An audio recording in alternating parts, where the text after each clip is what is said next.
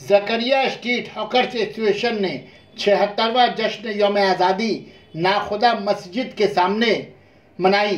सदर एसोसिएशन जुलुर रहमान आरिफ और रेहान कासमी ने परचम कुशाई की।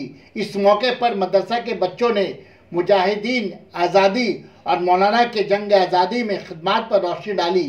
इनके अलावा मौलाना मुशर्रफ अली, हाफिज अब्दुल रज़ाक, मौलाना अमजद सिद्दीकी, मौलाना ज़करिया शरीक रहे।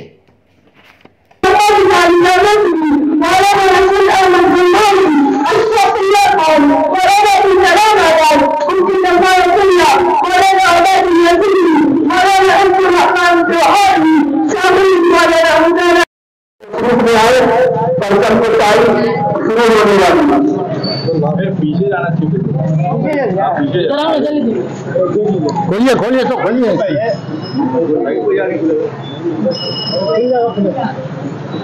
Aku